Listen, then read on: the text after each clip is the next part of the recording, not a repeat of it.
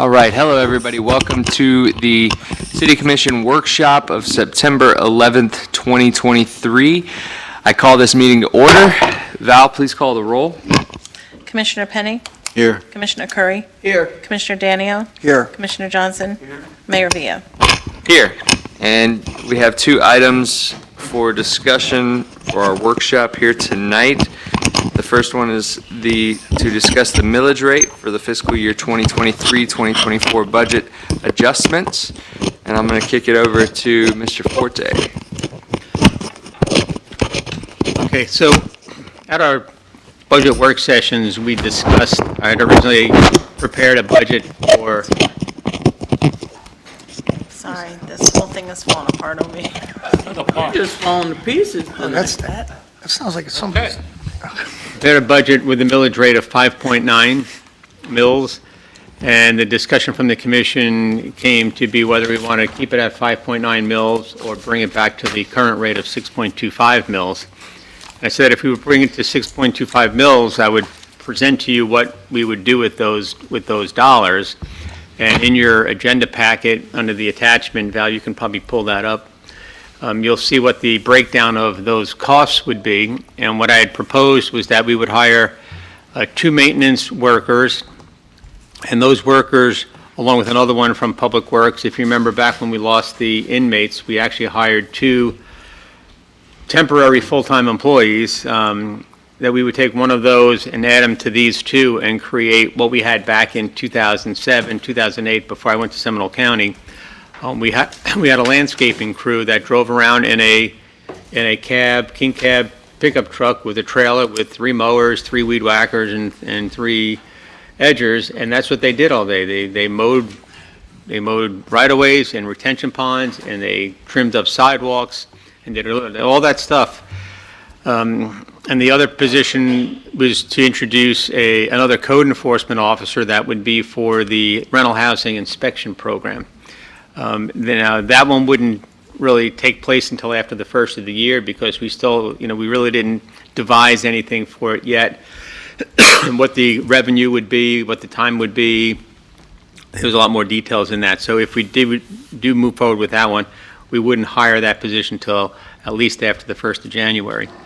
But one of the things that I'll point out in doing this, and I've talked with each of you about it, is the complaints that we get now, the response is usually, we're behind because we lost the inmate crews. And the residents who are complaining, at least to me, are saying that they're tired of hearing that as an excuse.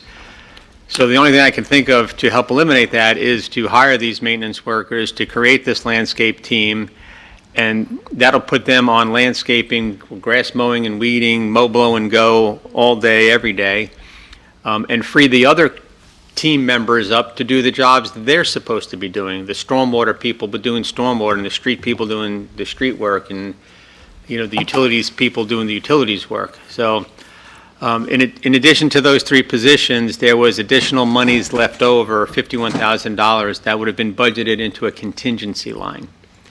So I'll leave it out there for you to discuss and take the direction from the commission for however you want us to move forward. I will say that the budget tonight is predicated on this being included in there. So when we get to the commission meeting, if you want to move forward as this workshop has presented, you can take action based on what's in the agenda item. If not, you'll have to make a motion to amend the budget and to amend the millage rate at the full commission work session, at the full commission meeting. All right, thank you, Mr. Forte. So I remember a lot of this discussion was brought up by our vice mayor. Have you had time to go over what he sent with the 3 positions? Would you like to discuss it first? Yeah.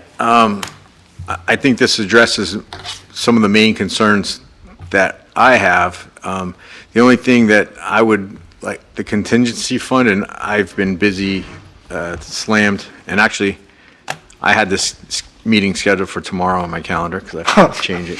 So I was planning on coming by and talking to Joe today, so it's my mistake.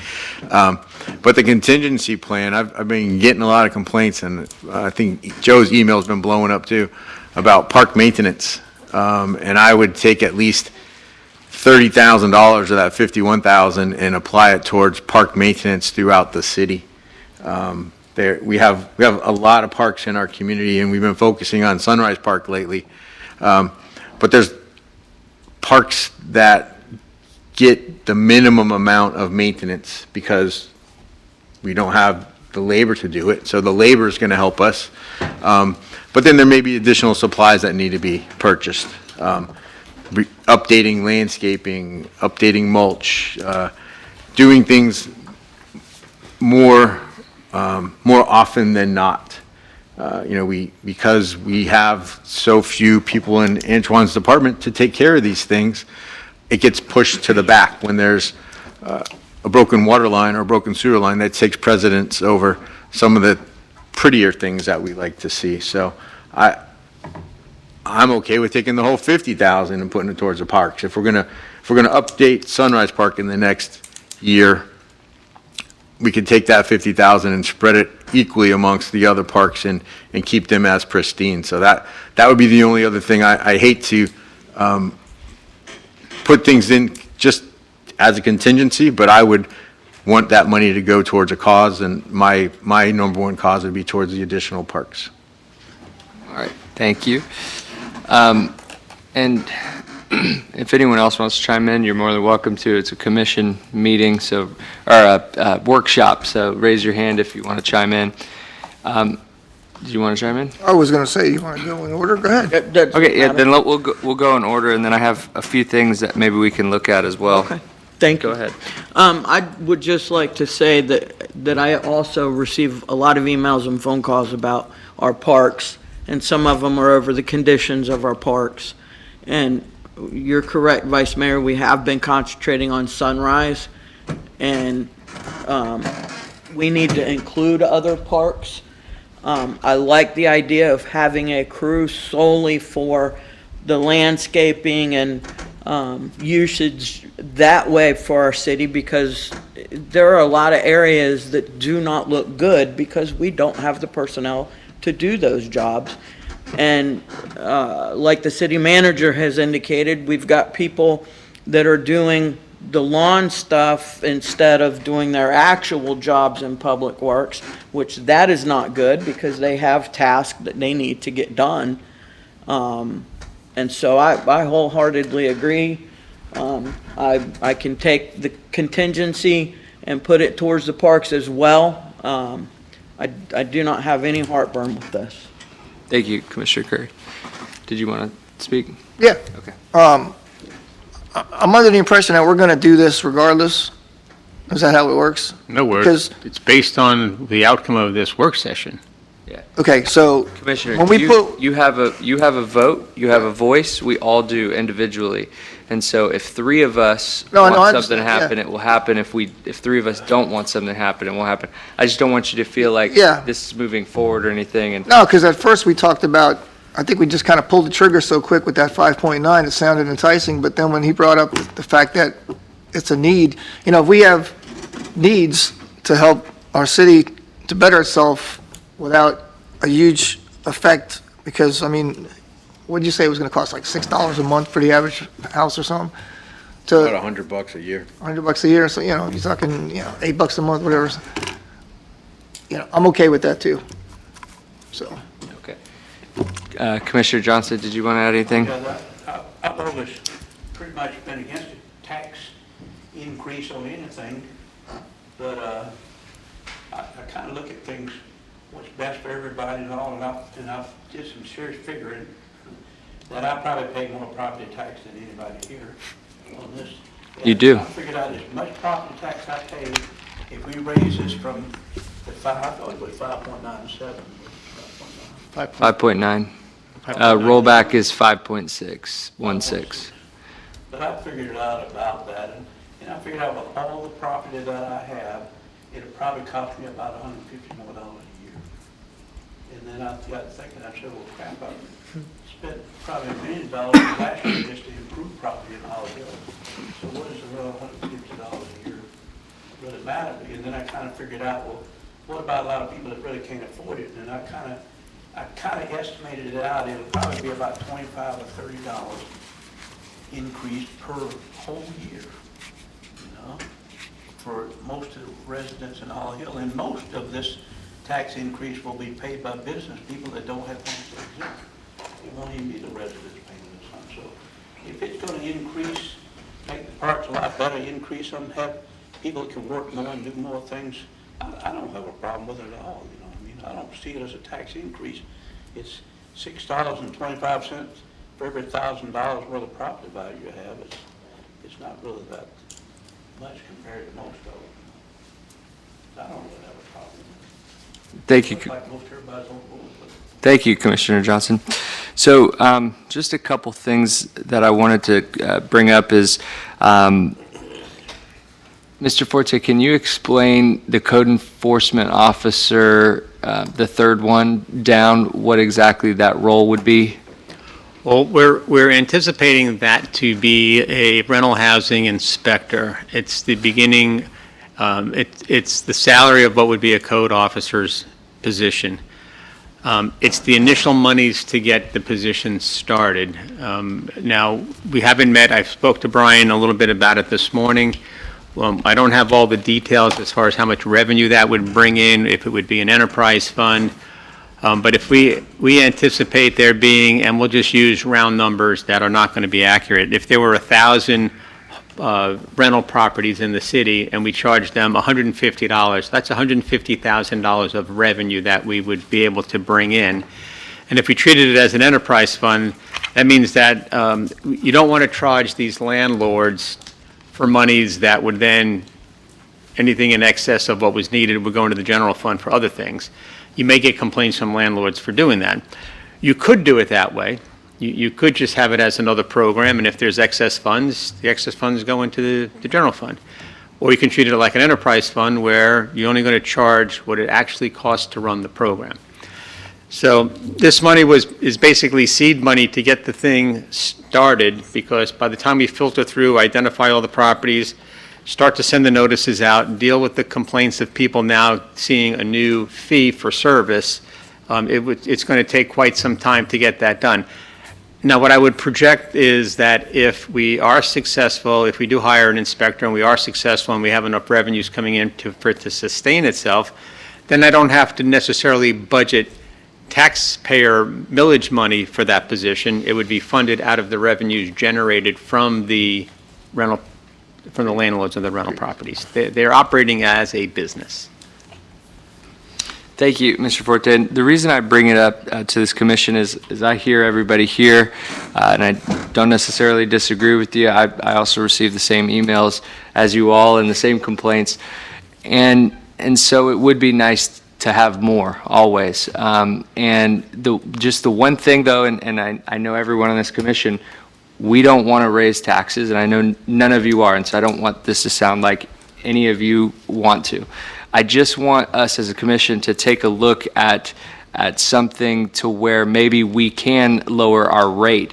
So our rate has been set at 6.25 since 2019. So that's 4 years, and this would be the 5th year if we kept the current rate as it is at 6.25. I think we have a real chance to lower our tax rate, which, remember, we don't control what the property values are. I mean, in a very minute way we do, but we don't get to control that. We only get to control our rate. And so when we look at the same rate, I think that there's a real possibility here of bringing in new revenue, and that would be through this new code enforcement officer. And so I asked Joe to get with staff to find out how many BTRs we have currently, business tax receipts for current rental properties. And I believe that estimation was about 1,000 properties. Am I correct, Mr. Forte? That's what we're ballparking it as. Now, I did get a file back from the property appraiser's office this afternoon, and they called it an HX Properties. I don't know what that means. Anybody know what that means? No? I don't. I got to filter through that, and because I could tell by some of the addresses, it's done by zip code, and a lot of those properties are not within the city limits. So let's just play with $1,000 as being a number. or 1,000 houses. I'm sorry, 1,000 houses. But just a quick Google search too, just so we're all on the same page, from uspopulation.org estimates that there's 37% of our total housing, which is 74 housing units in Holly Hill, are rentals, which is about 2,700 properties. I remember seeing in the census that number was much closer to 50%, but I was unable to pull that up for this meeting. And so where I'm going with that is I think that there, first and foremost, let's talk about the rental program and see if everyone's on board with the rental program. When it was first pitched to me from Mr. Forte, who implemented this many years ago before he went to Seminole County, and then it was taken away by a manager after him and a commission after him, what would happen is and initially when it came to me, I wasn't so warm on the idea because new fees, new hoops to jump through. But what I will say is this, that I spoke to Ricky Lee and I spoke to Brian about this at length, and my whole thought process changed when I saw some of the pictures that code enforcement has of some of these houses that are so-called rental units. Houses where literally stairs were falling down, houses where outside decks were falling down, houses where we had been there, Ricky had been there, the city had been there, and to tell them, you have to fix this very, very important structural issue, and they still weren't doing it. Houses where electrical, who knows, by the grace of God, they weren't caught on fire yet. I mean, these were real deal things, and one lady who actually fell on one of these stairs, I think has a great lawsuit. She was crying for help. These are our citizens too, and we have to look out for them. And so as I went into it more and more, some of these landlords, not all, I would say the vast majority of landlords want to keep up their properties, do the right thing, and get top dollar for their place. But there are a lot of people that just want to skate by and just do the bare minimum and make it into a cash cow. And that's unfortunate. So this program, we'd be able to go out and inspect these properties, make sure that they are safe. I will tell you that I do expect, if we implement this program, that we will all get calls from some wealthy individuals that have homes, and that's perfectly fine for them to complain about that. But at the end of the day, right now, they're supposed to be paying about $50 a year for their BTR. Is that about correct? Somewhere. It's about that. Staff confirms that. So $50 a year. So if we were to even go to $150 a year, you're talking $100 more on properties that they're making several $100s a month profit on, and they want to do business in the city of Holly Hill. And I'm going to tell you one thing. If you are a cockroach landlord that absolutely wants to do the bare minimum and not care about your tenants, get mad all you want that it's $150 that we're going to come out and inspect it. Why? You can go ahead and sell it. If that $100 increase is too much for you, go ahead and sell it, because I would much rather a family come and buy that property and fix it up and make it better for the whole entire neighborhood. So when I thought about all these things, I became very supportive of this program. So we can talk about, if we agree with that program or not. I think that all of us would agree with it, but so now let's take it now to the next step of, if we were to charge $150 a year, whether it's $200 or what have you. Our HR director, we spoke with her, Joe and I, and she was the former manager of Ponce Inlet, and she said their fee is about $400 to $500 a year. So $150 is not a lot of money. Now, granted, it's a different city with more high-end, what have you, but nonetheless, I think it could be a significant revenue source for the city. Now, the question is how are we able to utilize that revenue source? And I understand that there are, since it's an enterprise fund and it has to go to pay for its own department, but there are other funds that we are able to use money in different ways to support different things. So the reason I'm bringing all this up is I think that there's an opportunity here to have staff look at a lower millage rate, maybe even not come all the way down to 5.9, but to fund a couple of these positions, and then knowing that the revenue is going to come in from the code enforcement side, that allows us to not only lower our rate from what it has been for the last 4 years, but it also provides for that new revenue source to be able to fund at least that code enforcement officer's position. So that's what I wanted to bring to the commission to consider. There's several different scenarios that we could throw around, and remind you too that tonight is the first hearing for setting that tax rate, so it can't go above what we set tonight, but it can go down by the second hearing. So I'll just open the floor and see if anyone wants to chime in to any of what I just said. Yes, sir. You say you're gonna get $150 to do an inspection on the rental property, correct? Yes, sir. Now, how long does it take to do the inspection? Joe, how long would an inspection take? I don't know how long it would take. It could take a half hour to an hour. Could take a half a day. Depending on the property. Well, I mean, if you took it, your typical, what they're enforcing is the International Property Maintenance Code.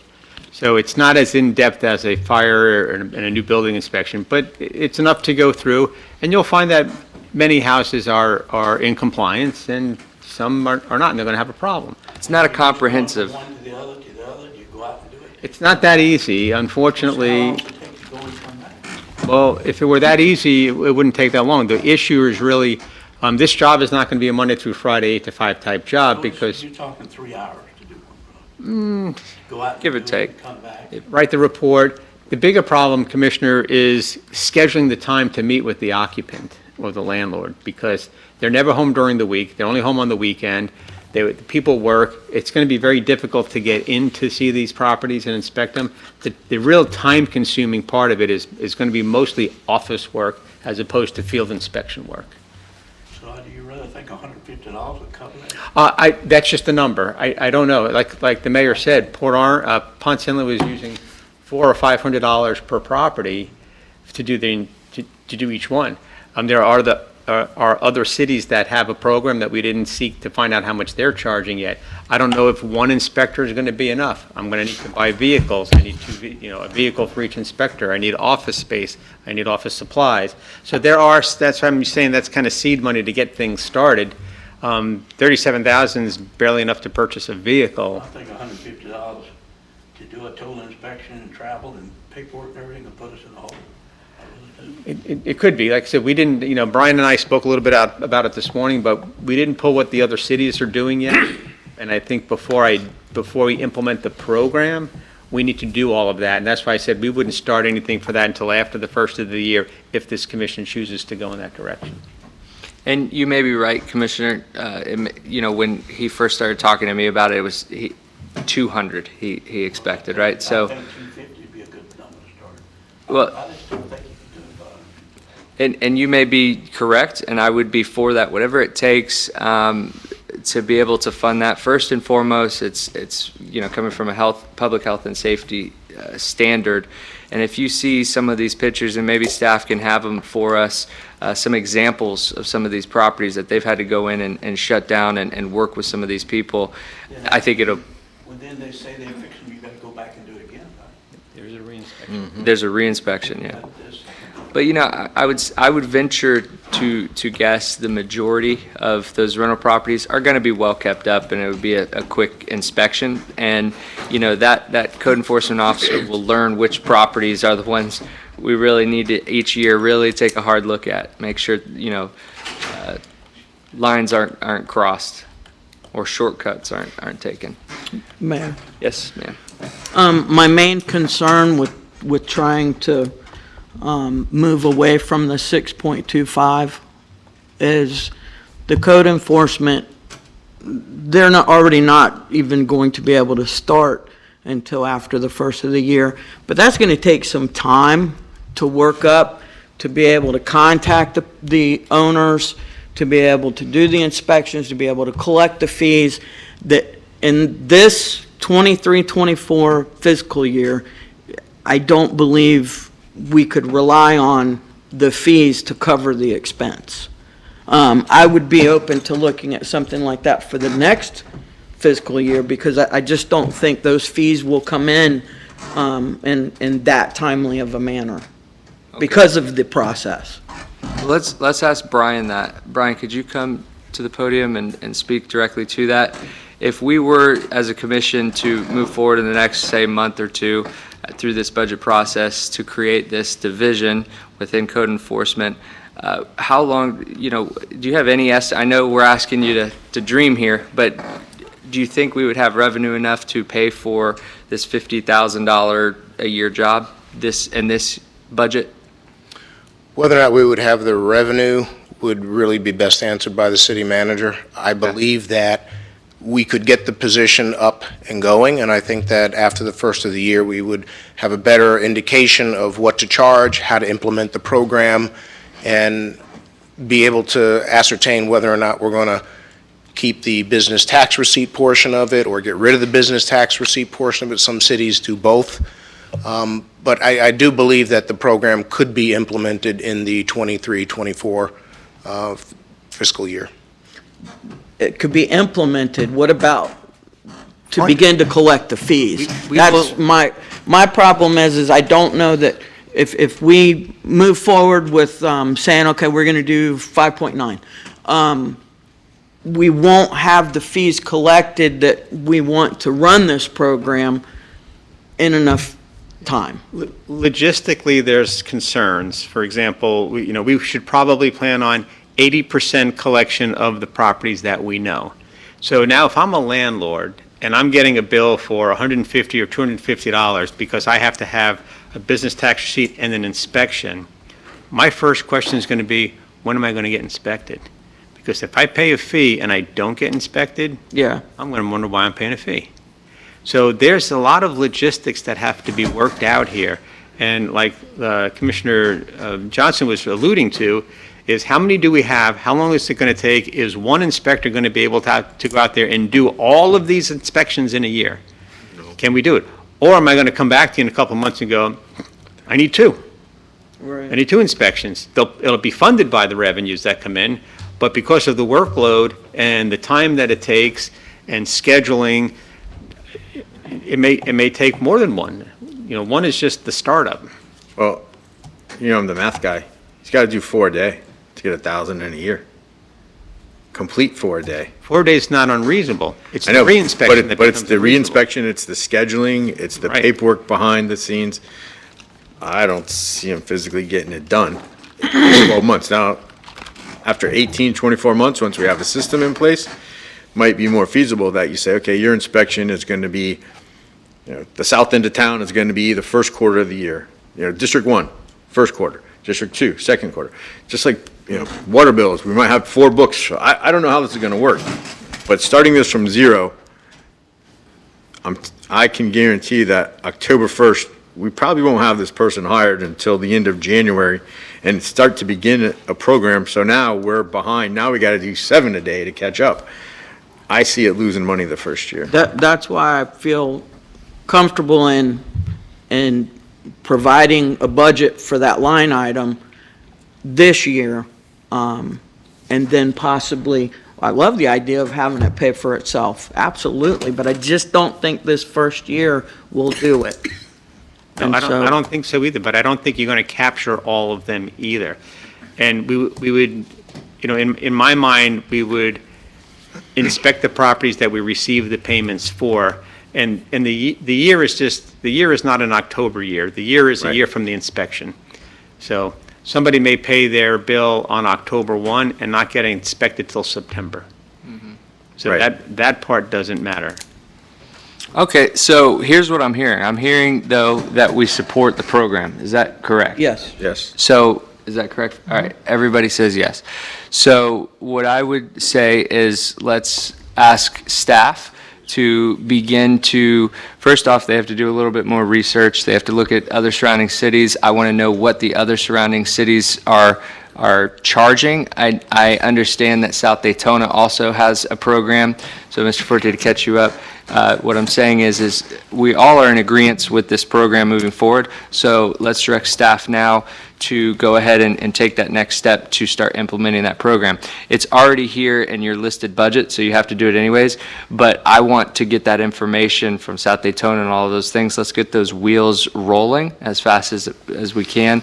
and you can bring that back to the commission at our next commission meeting. Whatever you find, tell us, how do you want to start implement it? Vice Mayor had a great, option of doing it district-wide next year, first district, second district, each quarter. So, and I don't know if that's the right way, I just mean, Yeah, probably You could not. probably- And again, it's only because of the scheduling. And I'm only telling you Yeah. this because of the history that I had with it the last time I implemented it. The scheduling was the biggest hassle. okay. So I think, though, if you could gather more information for us, because one way or another, if this is in the budget, then we're going to have to show this anyways.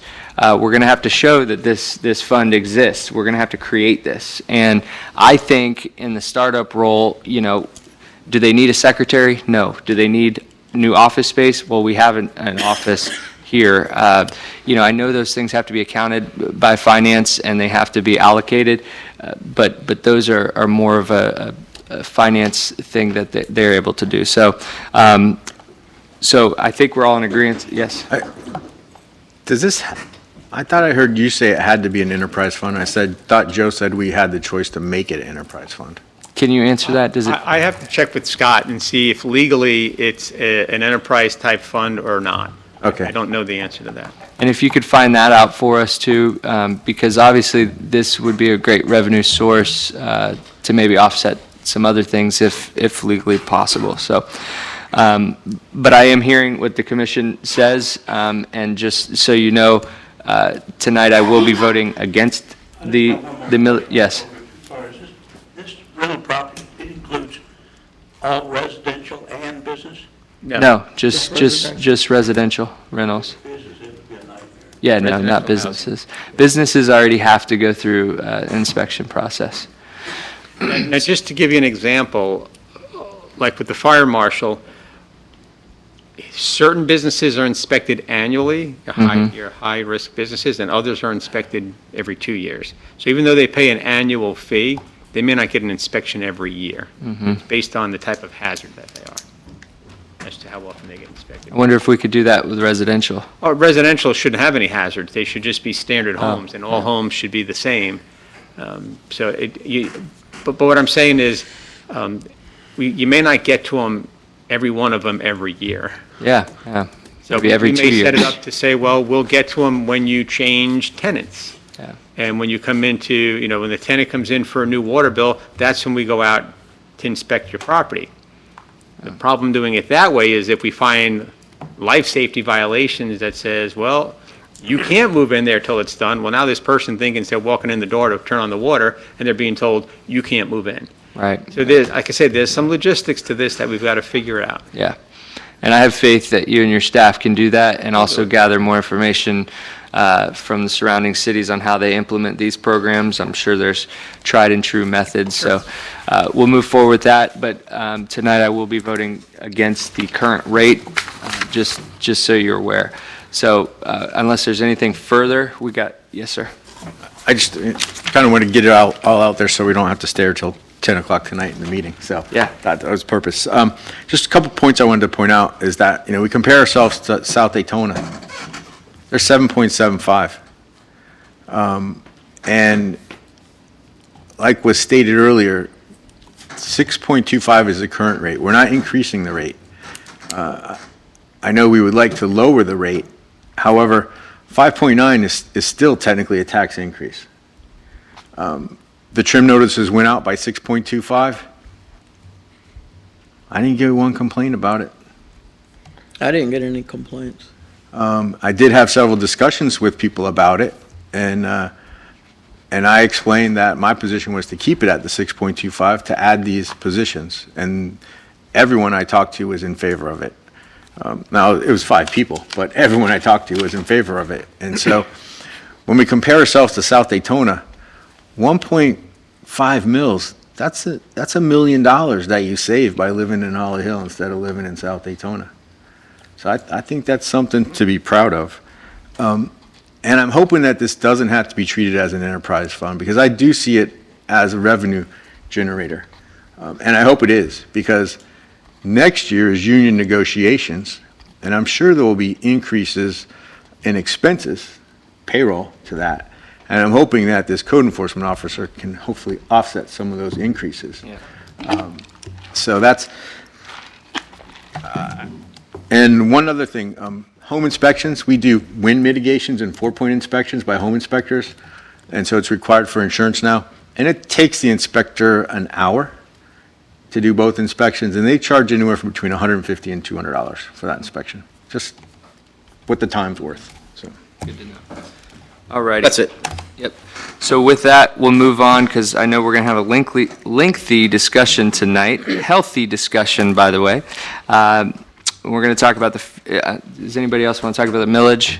We will talk about it at the commission meeting if you think of something later on. All right, we're going to move to number 4, which is food truck discussion. Mr. Forte, do you want to lead it off? Sure. So this discussion goes back to 2016, and there's different versions of how it started. It started with I forgot the name of his truck. Southern State of Mind. Southern State yeah, of Mind. State of Mind. He Buckner. wanted to come to town, and we Yeah. started to do that as a test. Then we had the taco guy down at by Ace Hardware. Everybody wanted to try it. So we battled it, several conversations in 2016, 2019, 2020. All the information was in the packet, and I know at least a couple of you had read every word of that. But the conclusion was that we were going to try this out and allow for these food trucks to operate, meaning that 3 nights a week you can come into a business and operate, and at the end of the night you go home.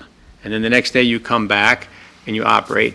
And then we had rules in place for how close they can be to a residential property, things of that nature.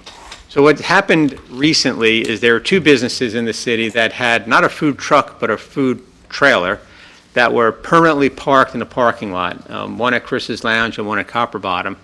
And it was brought to my attention, so we sent code enforcement down to tell them that's not what the ordinance says. The ordinance says you're supposed to come in for a couple of hours and then go home. So when we cited them, it brought the attention to some of the commissioners. Some of the businesses solicited those commissioners for support, one in one direction, one in another direction. Should we do 7 days a week? Should we not do it at all? So we're back to discussing basically the same conversation that we had back in 2016, 19, and 20 is probably going to be rehashed again as to why are we doing this? What is the purpose of doing this? Who does it benefit? Who does it not benefit? Is it fair? Is it not fair? So we'll kind of throw it out to, I guess, the two Commissioner Johns who are on polar opposite sides of the opinion on this, and see where it lands. All right, so as you said in our last discussion, we have 2 Johns that I think are on opposite sides here, and I am really looking forward to hearing you both out. So who wants to go first? You want to go first? I'll go first, I'll give him the upper He hand. always goes first. All right, Vice Mayor. Smack me down. Well, that's because you're Vice Mayor. It comes with the territory. You got to go first. So, I've done all kinds of research, and it comes down to fees and this and that, and competitive advantage, and I've contacted there's a National Food Truck Institute based in California. I talked to the president of that place, and Say that. he didn't tell me anything I didn't need to know. But basically, if I was the king of Holly Hill, I would make these recommendations. So I'll throw out my ask, and then you guys can say, hey, that's not that bad, or that's terrible, I want to shoot it down. So I only want to ask for increase above the 3 days per week at businesses that manufacture alcohol.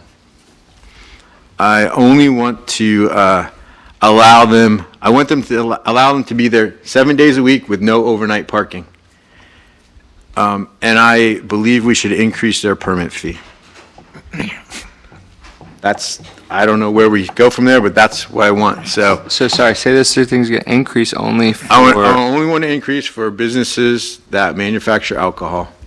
manufacture or serve. No, manufacture. So would that not be Chris's Lounge and? I don't believe they and the brew- manufacture. Oh, but the brewery does. right? Red Pig manufactures brewery, and so does Copper Bottom. Okay. And I don't know of any can I other. ask for a reason? Well, first, hold on, let him get it out his asking. I want to Okay. write it, I want to write it one more The time. reason is they can't have a kitchen. They can't legally have a kitchen. So I believe it's in the public interest to have someone eat something if they're going to consume alcohol. 7 days a week, no overnight parking. Yep. What's the third thing? We should increase their permit fee from $25. Do you have a number? I in don't know mind? what that number is. That's, Okay. you know, it's kind of give and take. If I'm asking, I think $25 is negligible. You know, we talked about a few minutes ago increasing a landlord's fee to $150. It's 50, so we're going to triple it. So if we triple 25, maybe it should be 75. I don't know what the number is. I'm just trying to be in the spirit of negotiations, give and take. And at the end of the day, if, I'm not sure how many businesses we have in our city, let's just say 1,000. How many is it, Joe? How many businesses do we have in our city? Why do you guys do this to me? Let's say 1,000. Let's say 500. Thousand's always a good number. Let's say 1,000. 1,200. 1,200. We're only talking about, as far as I know, I don't know anyone else that produces alcohol except 2 businesses. So I think when you boil it down, whether you are in favor of my recommendation or you think it's the dumbest recommendation you've ever heard, it affects our city very minimally. So that's how I'm looking at it, is like, this is a mosquito on the rump of a dog. This is not that big of a deal. Even if they were there every day and even if they stayed overnight, it's not that big of a deal. I agree, the spirit of food trucks is to come and go. They should go back to their commissary or their parking area and dump their gray water and get clean water.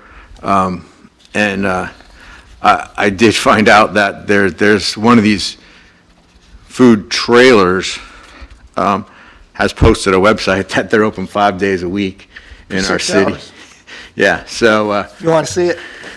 no, I mean, it's, like I said, I don't think it's that big of a deal. I think it's 2 businesses out of 1,200, so that's where I'm at. All right, thank you, Vice Mayor. And now we'll go to you, John, for the counter here. That's So my let's hear. first response.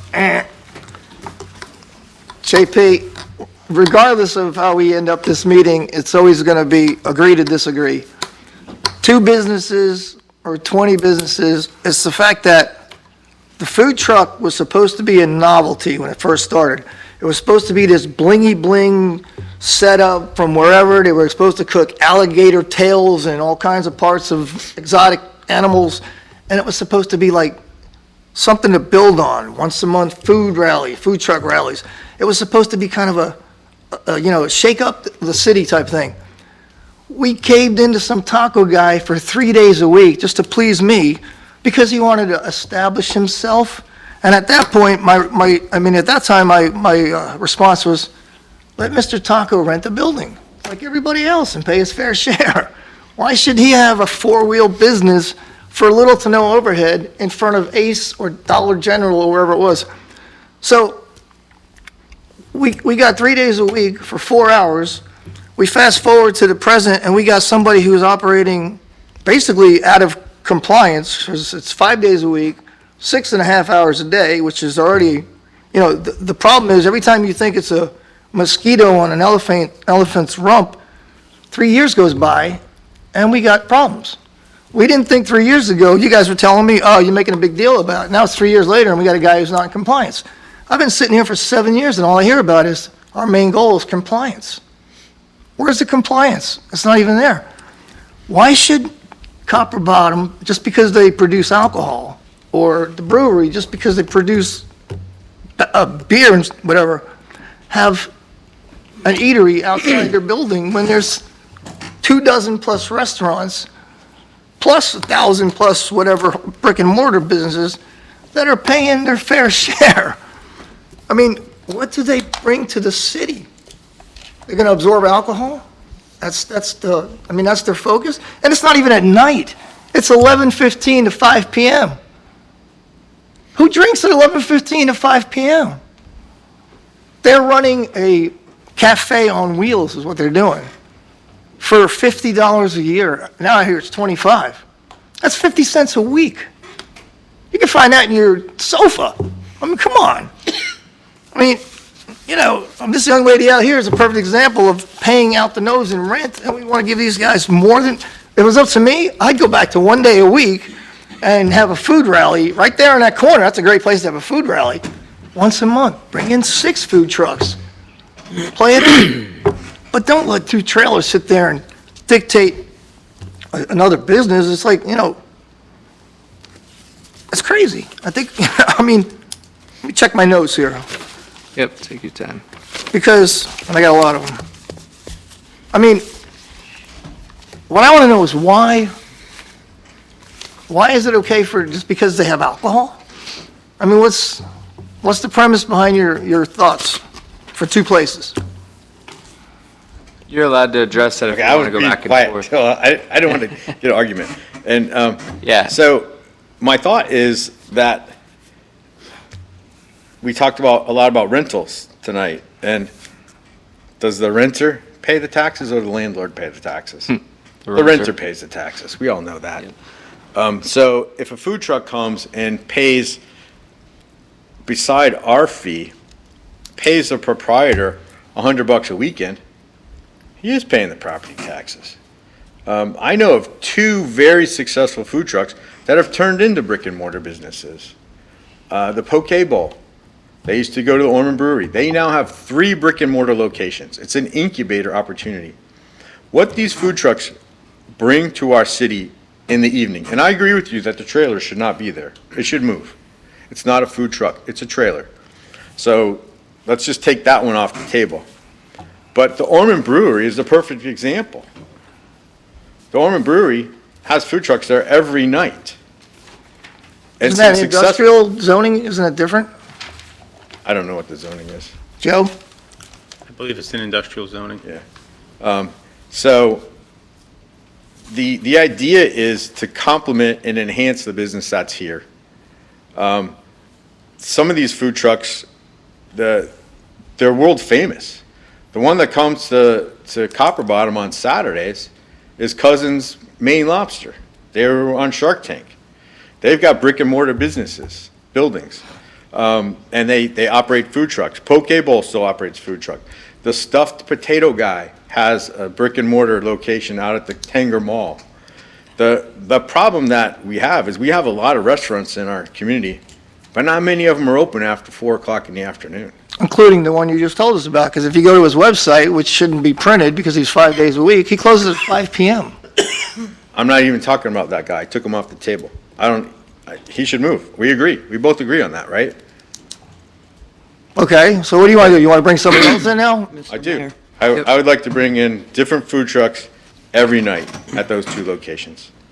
When they're done. Because it adds diversity to our community. It brings more opportunities for people to eat in our community. And what we thought was going to be a big problem, that there was going to be a food truck in front of Ace Hardware. They tried it. It failed. In front of the Dollar General. They tried it. It failed. They tried it several other places. They tried it. It failed. Where it works is at these 2 locations. And so at the end of the day, if we give these 2 locations a little more freedom, I'm asking for 7. If I walk away with 4, I got 1 more day. If I walk away with 5, I got 2 more days. It's a negotiation. If we increase the permit fee and we make them all move, the square box that's there now has to move. They're in code violation. They have to move. I was just brought aware of their website. I understand Copper Bottom's already going through the code violation process with them. So that's off the table. So I think there are very limited times to eat after 5 o'clock in our community. And that's when these places are the busiest. Copper Bottom is busy after 5 o'clock in the evenings doing their tours. A lot of out-of-town people come. If you've ever been there and hung out and just listen to the people. I'm from Ohio. I'm from Wisconsin. I'm from Deerfield Beach. I'm from St. Augustine. That is a destination. And if we can enhance that destination, it just helps our entire reputation in our community. So I don't think it's about competition with other restaurants. I don't think it's about taxation. I think it's about improving the image of our community and having other options to eat after 5 o'clock. And let me just pause the commission here. It is 5:52. Tonight, we can't push the city commission meeting back because of Oh, it's millage okay, rate. yeah. Yeah, so, Mr. Forte, we can't stop the commission meeting in the middle of the meeting to go back to the workshop, correct? No, you can pick the workshop up Just at the end of the after, commission that's meeting. what I thought. So, I mean, there's nothing on this next agenda that pertains to this. right, so I think, we may have to pick that back up, but we can continue talking about this until 6 PM, then we'll, have a quick little break in between the meetings. Before you go, Commissioner, I just want to ask, just so we're clear, we hear what you would like. I wasn't, Danio- I wasn't finished, but that's, Oh, I'll give it No, back to I you. just was- I was just going to ask, what are you proposing? Are you proposing that we change our current ordinance and take it away?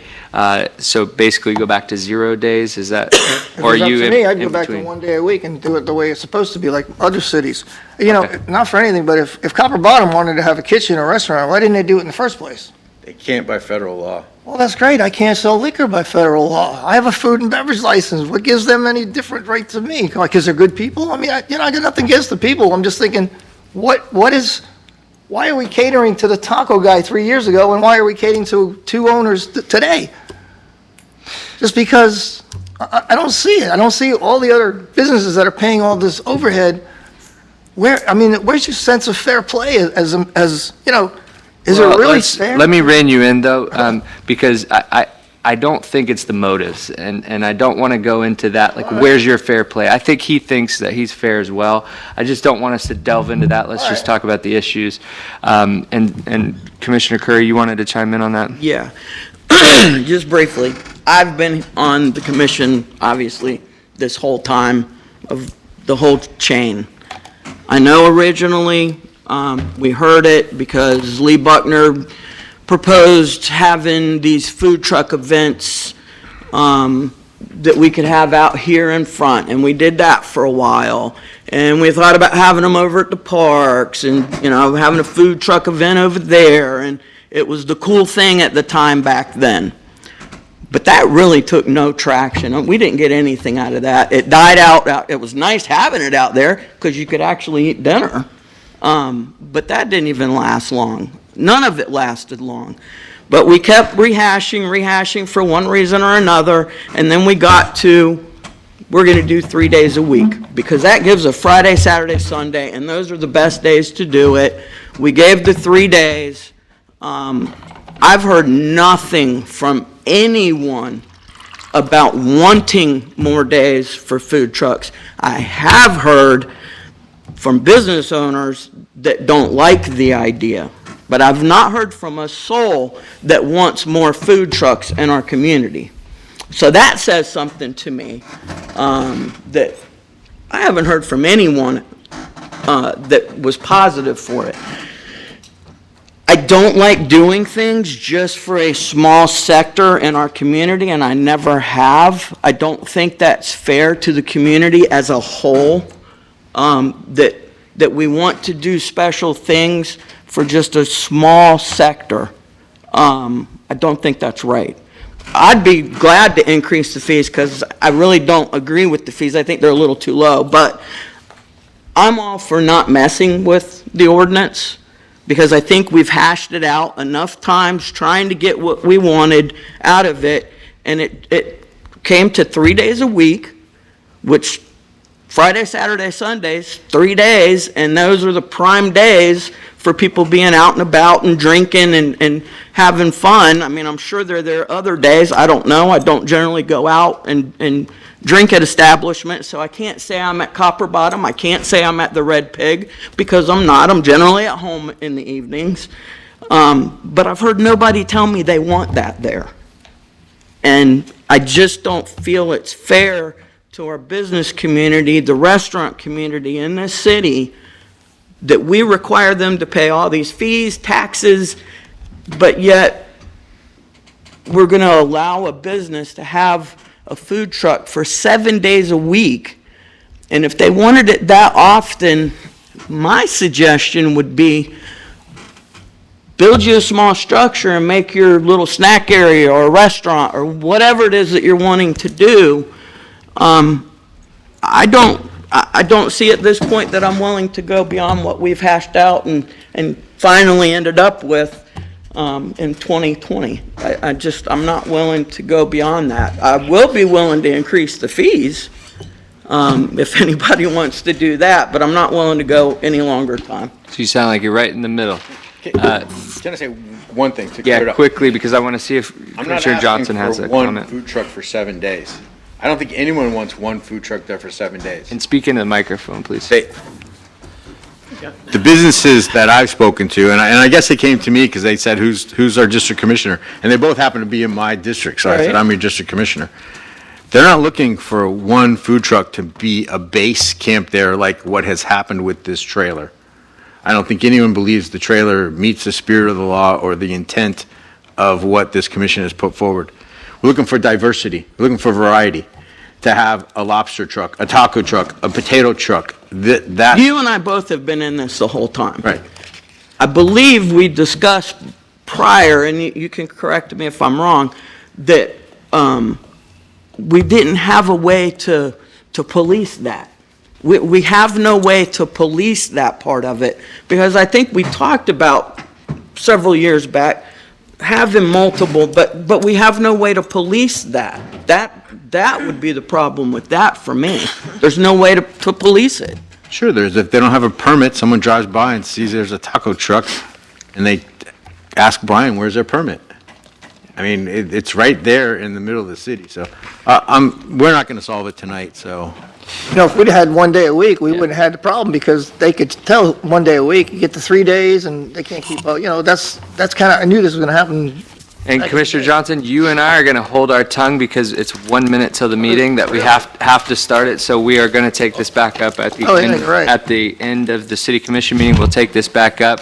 And I think there's very fair points made on both sides. So with that, this workshop is is there anything further? This workshop. 30 seconds. This workshop is adjourned. We are, whenever, are we recording yet, Val? Just let me know. Yep. All right, I call this meeting back to order. This is the workshop, September 11, 2023, and we're going to continue our food truck discussion. The time is 7:34. And so we left off earlier, we heard from Vice Mayor Penny and Commissioner Danio of their two sides. We heard from Commissioner Curry, and she seems to be more in the middle of them. And I was going to allow Mr. Johnson, Commissioner Johnson, to opine as well. Did you have anything to add to it before? I could probably think of something. If not, I can. A couple of things. Okay. Just ask about it, if we extend this hospitality to, say, food trucks to be on location of 2 businesses, but no other businesses, is that legal? Joe, is that legal? Our legal person to- just left. Yeah, our So, legal person. I'm not quite sure if it's, I wish Scott would have been here, but I'm not sure if that fits into spot zoning. Is that, Brian, do you want to move up here? So if you need to chime in, you can just talk. Oh, Brian probably knows. spot zoning is the term that comes to mind. so then let's open it up citywide. I'll increase my ask. I would say, well, as has been stated by everyone else, I'm not an attorney, but typically when you have a specific restriction, it applies to a zoning district. So you can say this applies to everybody in the zoning district, or this is allowed by everybody in the zoning district. Which is why Orman allows it in the industrial district.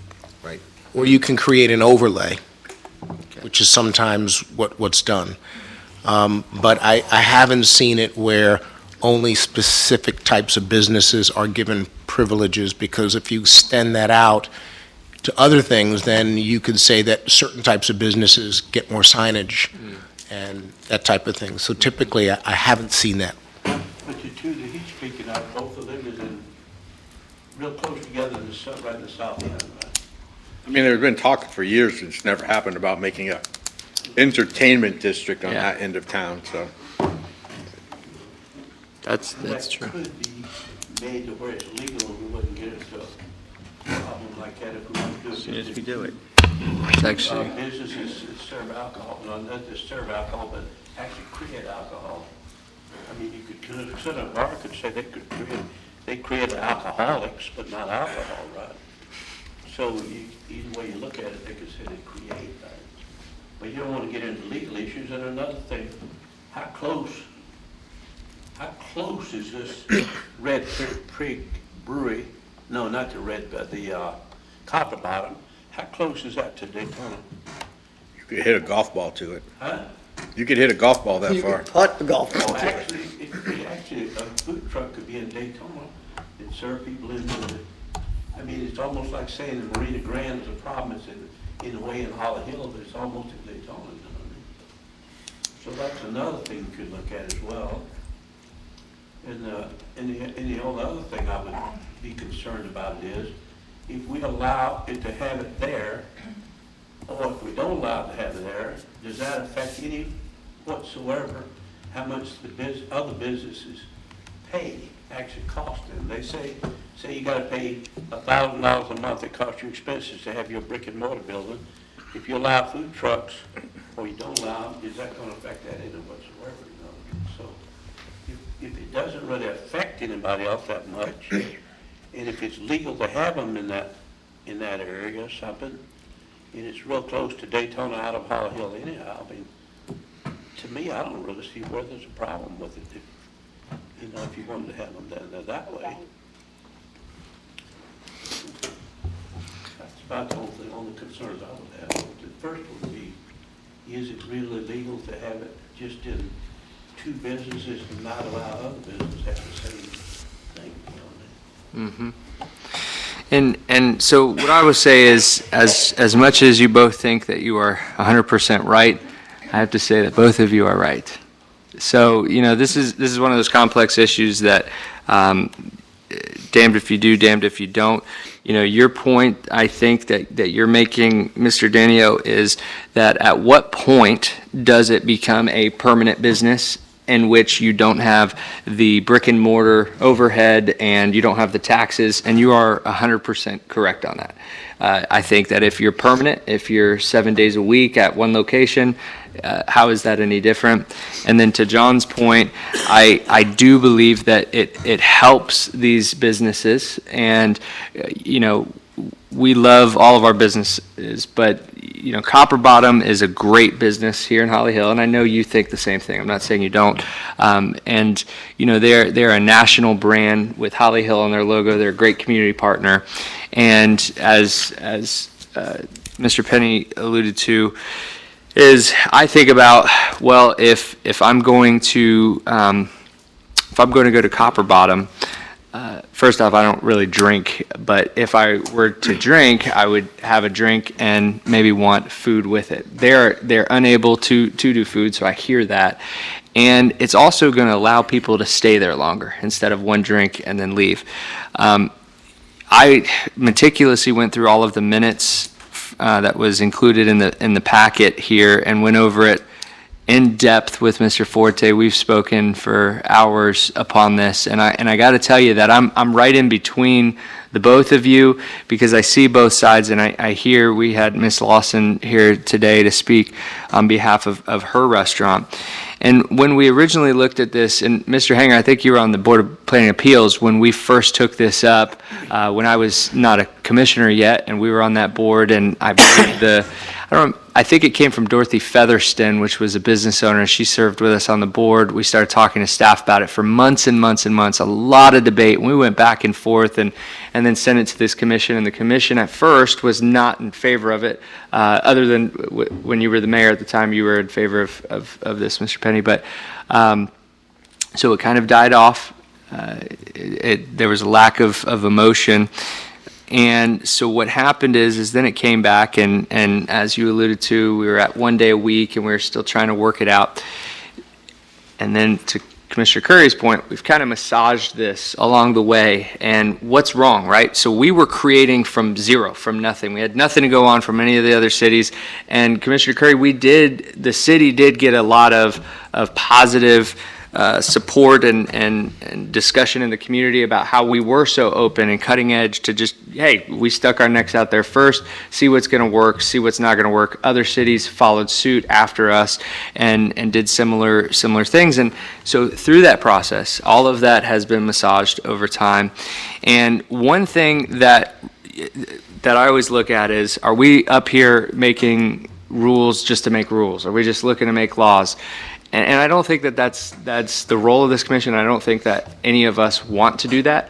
I think in a lot of ways our government needs to be reactive, but also proactive. And so the proactive is that we did create these guardrails. And I think that they're good guardrails. I think that they were developed over time, and I think it serves the vast majority of what we were looking to accomplish.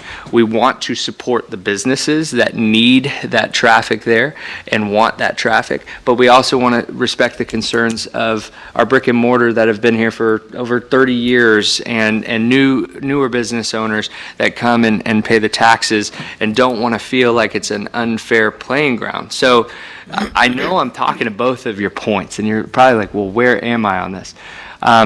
What I think is, first off, my question is, what was the problem, right? So what went wrong here? And originally, the concern, especially from you, Commissioner Curry, rightfully so, was, will this negatively affect any business owners by allowing this? And that's a very valid concern. And so what was talked about is that we would revisit this and take a look if this negatively affected any of the business owners. You said that you received complaints from business owners. I haven't received any complaints from any restaurants. And I know Ms. Lawson's here tonight, and obviously I know you're a business owner and you are complaining about it. So I'm not saying nobody, but what I'm saying is I think it's hard to determine. I think it's hard to determine if someone didn't come to Sorrento's because of JoJo's Pizza at Copper Bottom and they instead went there. And I know that that's not what this debate about is for you, because you have said multiple times this isn't about competition for you. You're fine where you are. You've earned your keep. But what I'm saying is I think the major concern, the heart of the problem is when we look at what becomes permanent and what is unfair. I would venture to say, Commissioner Penny, is that 7 days a week to me is permanent. It sounds like you have a restaurant there. And so I'm not for the 7 days a week. I am for possibly increasing it from 3 days. I like what we have. Let me first foremost say I like what we have. I think that 3 days a week in my mind, and I don't own specifically, let's be honest, we're talking mostly about the brewery there, Red Pig and Copper Bottom. In my mind, you have Friday and Saturday night. That's going to be your biggest nights. You know, you want the food trucks there. So there's two. Now pick the third day of the week that it's going to be, a busy day. So you want to do a cornhole tournament that you were talking about on Tuesday night, do that. That's your third night. I would be open to hearing possibly more. But, one thing I brought up to Mr. Forte, I too am concerned with the fees. I think that they can be increased. And if this commission were to go down, yes, sir. I want to clarify the fees. What we did is, over time, and Brian will correct me if I don't have this accurate, we charged the property owner $75 to have the food truck on the property, and then Right. we charged the food truck an inspection fee of $40. But then And that's it. we removed it from the property owner and put it on to the truck. No, it's on the property owner. The truck just pays an inspection fee. The property owner pays for the privilege of having a food truck on his property. So then originally it was the other way around then. So originally it was Yeah, so more on originally it the was truck. Yeah, so the food truck And then is we reduced that probably- fee to nothing. Yeah, so the other food truck than the is probably inspection. paying the property owner that $75 and then some. Yeah. I would imagine, but so I just want to make sure everybody understood what the fee structure really is. Yeah, and thank you for clarifying that, because I had it backwards in my head right now. But, and to my point, though, is if you are more permanent, if this is the route that the commission would take, then I think comparable rates would be to look at the average or to look at what 3 Sorrento's. to 500 is the average. Unless you're in What? New York, 3 to 500 a year is an average. Well, no. I'd go a step further, Commissioner Daniel, is what are your taxes a year? 2,000, Over on your 4,000. Sorrento's, $4,000. Over 4,000. Okay, over 4,000. I don't know what your taxes are. Total taxes. But Yeah, just to City taxes, City about Hall, 1,000. so then about Oh, that's 1,000. just property taxes. Yeah, but just to Holly Hill, Hill. so about Oh, 1,000 oh, probably. okay. About 1,000, probably similar over here. So, but I would look to see what are the taxes being paid to Holly Hill by the majority of those owners. If it's going to be a permanent location, then why shouldn't our fee be the same as that? Why shouldn't they have skin in the game if they're going to be seven days a week? That's my thought there. But I'm not necessarily going down that route all the way. I just want to clarify the permanent. I'm not asking for the same truck to be there permanent 7 The days. problem is, There's I'm no asking- way to police that, though. Okay, so what I hear, there's no way to police. 1 day, 3 days. So make it 7 days throughout the entire CC1 district, and I'd be interested to know how many of these permits actually have been issued. I bet there's less than 5 that have been issued by property owners, and I bet there's less than 4 that have been issued by food trucks in our community. Do we have any idea? It's about what you're saying. the So, problem is it's the same guy's going to be So- there because, One second. if the enforcement is the issue, and if it's 3 days as it is, code enforcement can go by there on a Tuesday afternoon, oh, he's good. They can go by there on a Thursday evening, oh, they're good. Oh, they don't work on Saturday, okay, so it's Sunday, no, oh, next Monday, oh, it's easier to enforce if it's open 7 days a week. And if code enforcement goes by there and they don't have a permit, you bust them right then. I think you're gonna pick up more permits if you make it 7 days a week, and I don't believe you're gonna have anyone in this community doing it. The most you're gonna have is 5. Yes, Commissioner. All right, first of all, again, I go back to, we've hashed this out a lot. And I think what we came up with for the 3 days, we're still giving these 2 businesses that we're talking about 3 days of a food truck. I don't think that 3 days is unreasonable. I don't want to take and go 3 days to 2 days or 1 day. I think the 3 days has worked. I do not believe we need to make it any longer. We do have restaurants that are open at night. It's been thrown around, we don't have restaurants at night. Yes, we do. I just sat here and made a quick list. Goombas, Fletcher's, Woody's, The Kitchen, Hungry Howie's, a couple fast food places, Little Caesars. We have restaurants that are open at night. And I don't want to encourage people to have one more drink because you got to eat something. No. I come from a law enforcement family, I'm sorry, but I don't look at our establishments as places that people should be going and having a bunch of liquor that we've got to worry about feeding them so they're not driving on the road drunk. That's not the way that works. We should be expecting people to be responsible with their drinking and not have to put food in their belly because they're drinking too much. I don't go down that road at all because, like I said, being from a law enforcement family, there's too many problems that it causes for those people and their families and whatever victims that they've managed to collect along the way. And let me just clarify my point to that, is that I wasn't encouraging drunk driving. It was, No. maybe you have It's been said.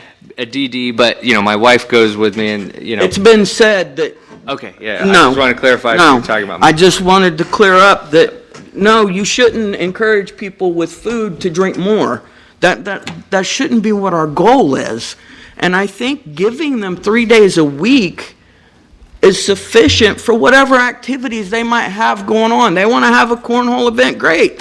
That's one of your 3 days. You want to do Friday and Saturday or Friday and Sunday, great. Those are your other 2 days. I think that we hashed this out for so many years, and to now, it's been working. I haven't heard any complaints about it. So why go and fix something that, I'm not talking about from the two I'll businesses. tell them to call you. Why try to fix something that's not broken? And I do not want to encourage people to drink more at those establishments. Okay, Commissioner Daniel? let's touch on a couple of things. First of all, the food trucks that are there to feed these people at night are not there at night.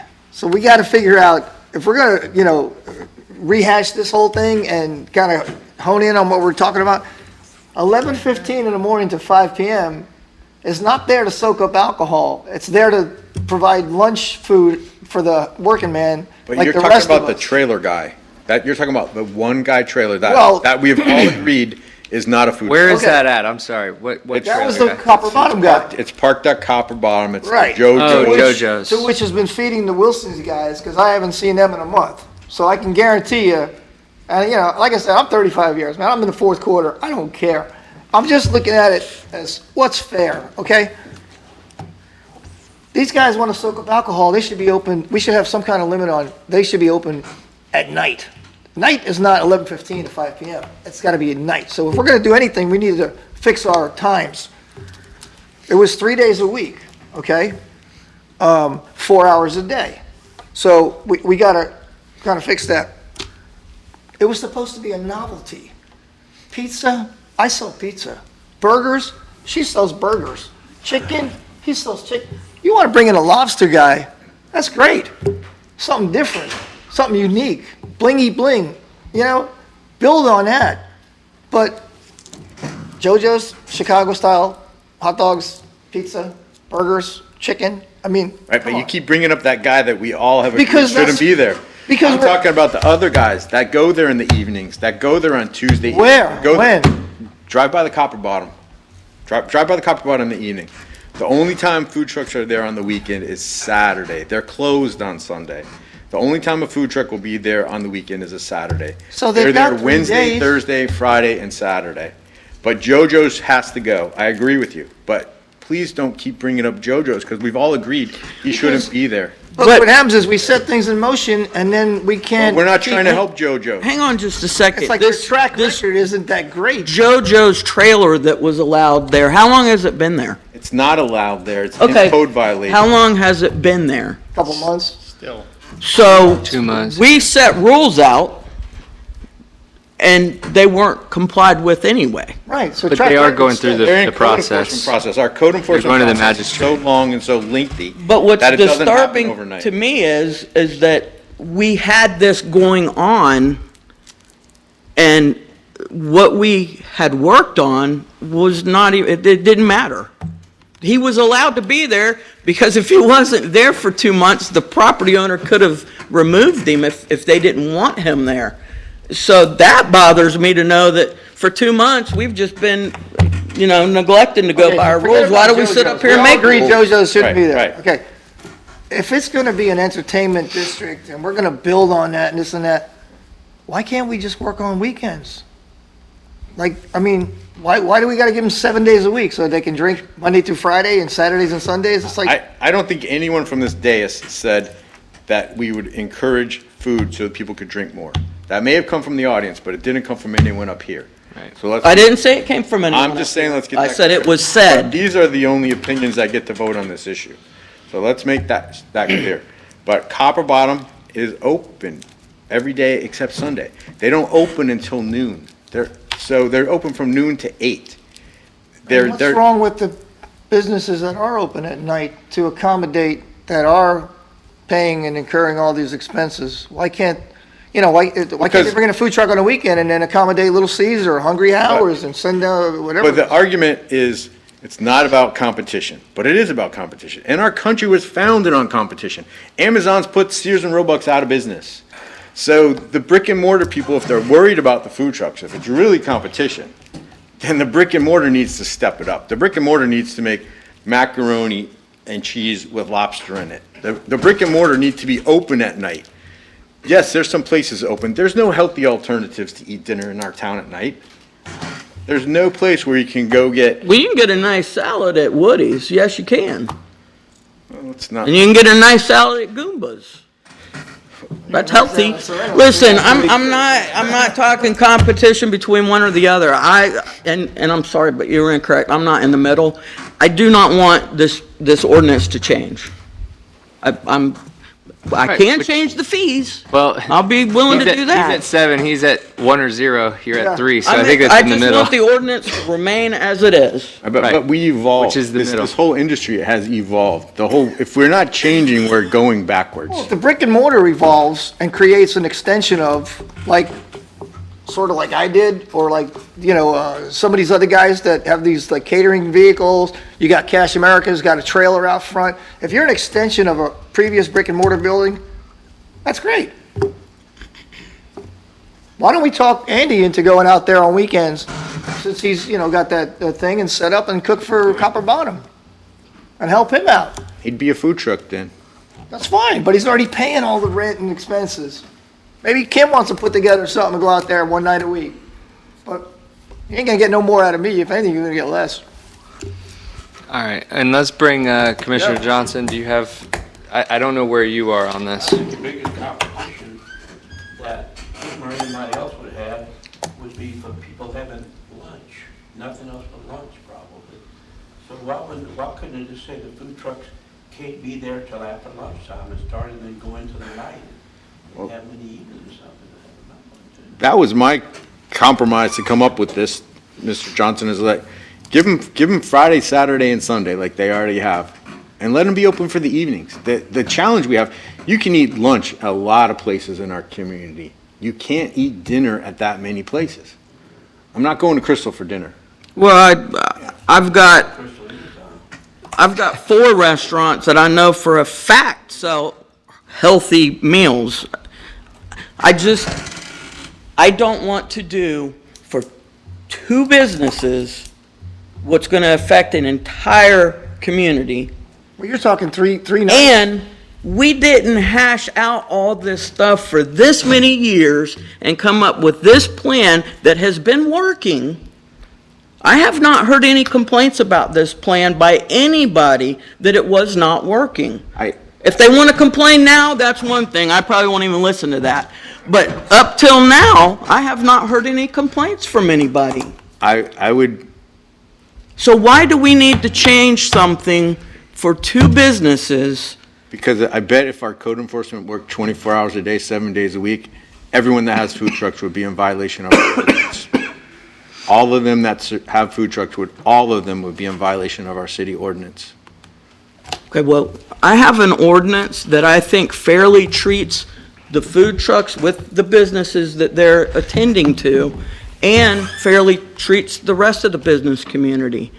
I think it's a good compromise at 3 days a week. I don't understand why we need 4, 5, 6, 7. 3 days a week, if you're saying Friday, Saturday, Sunday, they're not there on Sunday, so they pick a different day. I don't see a need to change an ordinance. I think our country is headed for a huge recession, and I think anything that can help our existing businesses, we're going to have to look forward to doing that. People are going to, Faster than you think. it's right around the corner, Mr. Johnson. It's coming fast and furious, and people are going to have to be innovative and how to keep their businesses I open. do not believe that this is going to help our brick and Well, mortar businesses. On that note, what's gonna keep some pizzeria down the street from putting a State Farm trailer out there? You don't wanna start thinking that way, man, because that's not gonna be fair, because you're catering to 2 types of businesses just because the recession's coming?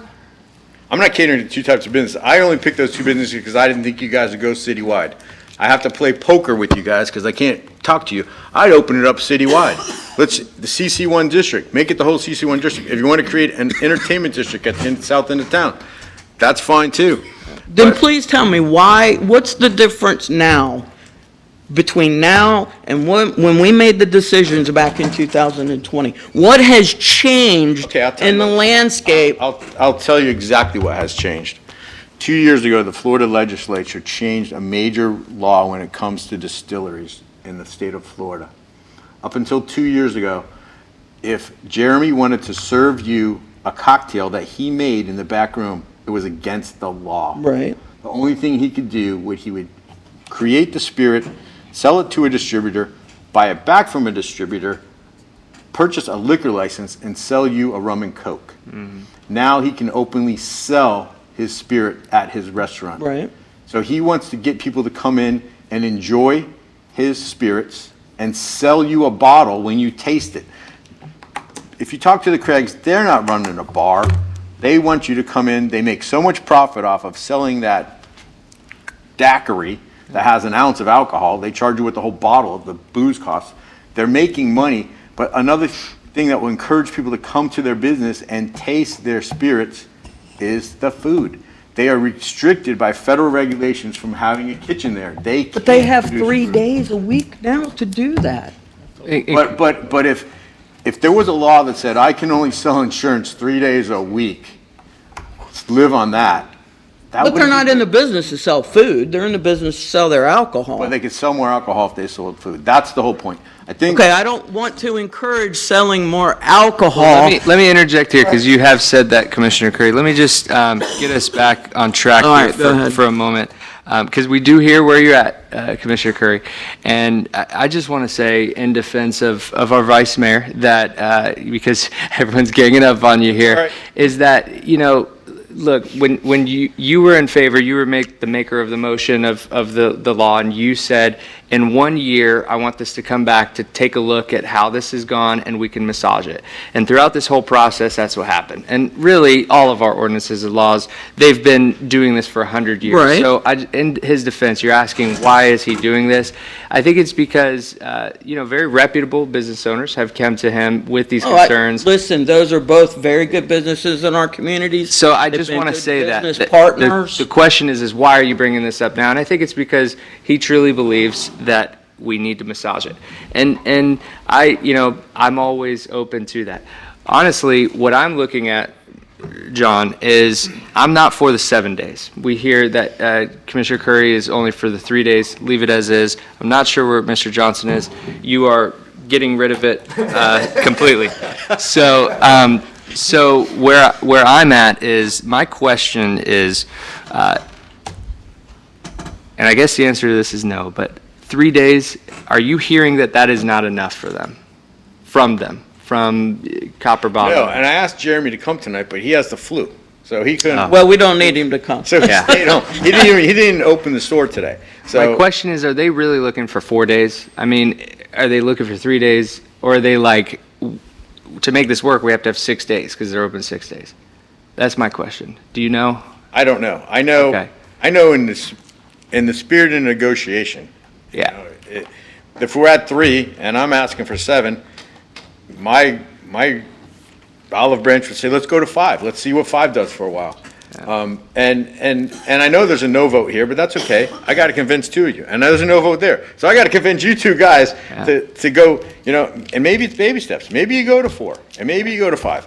I don't know. I don't want to get in trouble with just these 2 places. So my thinking is that we have said that we would take a look at this again as it came about, and I hear the concerns tonight, but I haven't received a phone call of a restaurant saying, I'm moving out of the city because Copper Bottom has a thing there. I get it, and they were out of the rules when it happened. We all agree with that. JoJo shouldn't have been there. I'm glad it's going through the process now to be shut down.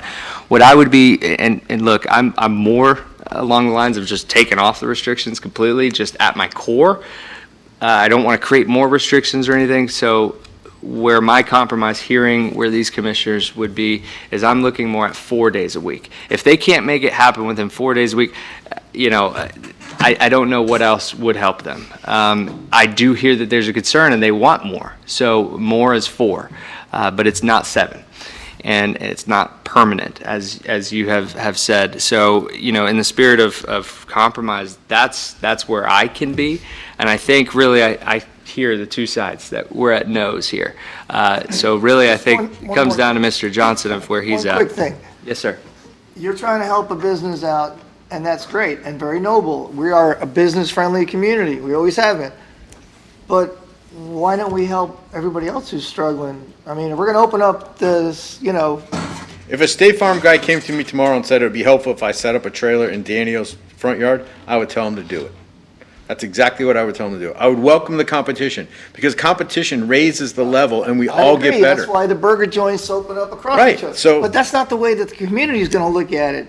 You're gonna allow two places, so it looks like we're kind We're of not saying two places. Well, we're gonna open up to alcohol related, so. No, we're not. We're going to basically- open it up to a zoning district, which Zoning Mr. Walker district. reminded us of. So what's gonna keep us from having an answer to, the guy that's selling whatever, that he wants to put something that ham and eggs with him? I mean, you know, and all of a sudden we got these tents and trailers all popping up because they're gonna help them survive through the tough times. We got tough times I'm 35 years, it never gets easier. I'm just saying, it looks like we're kind of favoring two people or two businesses that are struggling because we're all struggling. And I was asked why, because these two businesses came to me, and it's my job to bring those concerns to you as a commission. If you Correct. decide that it stays the way it is, it stays, I tried. Yeah. I gave it my honest try. If I'm, sometimes you're the bug, sometimes you're the car. I'm getting splattered on the windshield right now. I'm the bug, okay? I get it. Hey, and I know how that feels. You know, 'cause I'm usually that I one get up it, here. but Hey, I was that way for a I have couple to, years. I have to go full forward, and in my core, I believe there's no harm to any brick and mortar, restaurant here in town. I don't own a restaurant. I don't know what it's gonna do. But I've never had anything at JoJo's, I'll tell you that, and I drive past it 3 times a day. I've never pulled in there. I've never wanted to go there because I eat at her place 5 times a week, and I eat at your place 2 times a week. So, I have my little routine. They're not in my mind. But if I was gonna take some out-of-town friends to Copper Bottom, and maybe I misstated this, my purpose isn't to have them consume the alcohol there. My purpose is to have them taste the alcohol there and purchase a case of it and take it back to Wisconsin with them. That's the whole goal. And that's the goal that the Craigs want. And that's the end game. So at the end of this, if I walk away with 0, I gave it my best try. I'll bring it up again in 6 months. I'll bring it up again. Tell you what, you know. you're gonna win over the mayor and Commissioner Johnson because you're gonna lose to us How for do you know sure. it could win me over? I kind of feel you. We haven't heard him yet. Put some nighttime restrictions on these things to keep these guys out of the game in the daytime, and you might get a little more of a less opposition because, That was gonna be, that was. you know, that's what- I'm that's what- talking about 7 o'clock on. My only Everybody else is problem with, shut down. who's gonna police that? Code enforcement isn't on those hours. Where, you gonna pull your cops from the road to police You it? can't police them now 3 days a week. That's what we Yeah, messed up. We you- messed up when we went from 1 day to 3 days. Right, but that's what the mayor said. Take the gloves off. Let them self-regulate themselves. No. Let them self-regulate, because it's not a Now problem you're talking my now. language. It's not a problem now. Let the food trucks hash it. I'm telling you, there is not a plethora of food trucks waiting at our gates to come in, because guess why? You know why there's no restaurants open for dinner? Because there's no disposable income. Disposable income. I know. That's exactly right. And you know how much? I've been telling you that for It costs 3 decades. twice as much to fill my fat belly at a food truck as it does at either one of your restaurants. So it's a So I don't- destination thing. True. I So- don't know why 3 days wouldn't be enough, John. Because it's not. It's 4 nights might be better But- than 3 days. But they're not doing it. They're not doing it at lunch. The only guy that's come up was this JoJo at lunch, and I think we're going to chase him out of town. So Well, they're doing, we got to set some rules from this point forward. but they're doing it in the evenings. They're doing it at the evenings. But we're not telling them that. We're telling them they can operate 3 days a week, 4 hours a day. They haven't complied with that. So we're No, going you to change. only one guy has not complied with it. Everybody else, the other The 12, taco guy was in the the daytime 1,200 too. businesses have complied. The taco guy went out of business. Yeah, but he was in the daytime too. Those were still. You see, the thing is, there is Involved. no disposable income at night. So if you don't get this right this time, you're going to end up with food trucks coming in here 7 days a week, lunchtime. They can come right now, John, and they're not coming. That's the there's no problem. You're afraid of a problem that's not really a problem. Yeah, but you said that 3 years ago, and it's a problem now. No, who You guys told me it wasn't going to be a is problem here? 3 years ago. How many food trucks are here for lunch in our town? Whatever we have is How over many? here How for many? lunch. How many?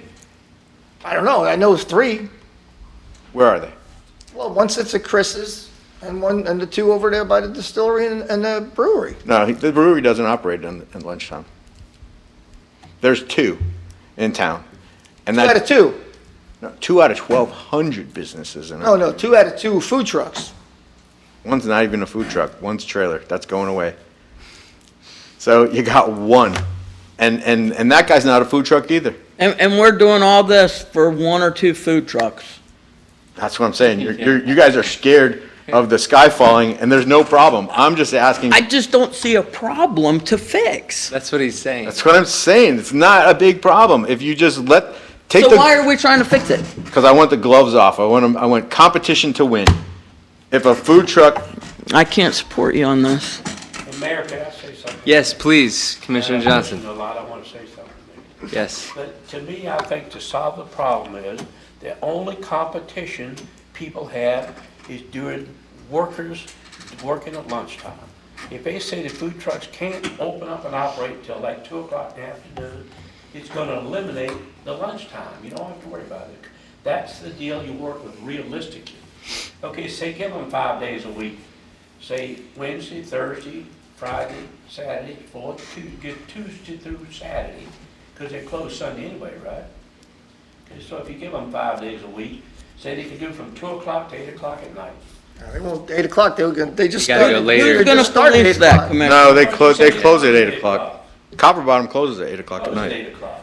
What about the brewery? When do they close? During the COVID, I think they're open the till company I 9. work for, we They needed close that hand early? cleaner. We Yeah. needed hand sanitizer. It's not a bar, I'm telling you. They It's, gave it to us. We still got a bunch of it. telling You you, know, it's, they help us out so much. It's such a good company. Yeah, ain't gonna, and they're that nationwide doesn't and all hold, that. I can think of a, But still Yeah. in all, if you can help them out, you help them out. If you don't let them operate at lunchtime, you're not gonna hurt any business at all. But people are not gonna deal with them except for at lunchtime while people are working.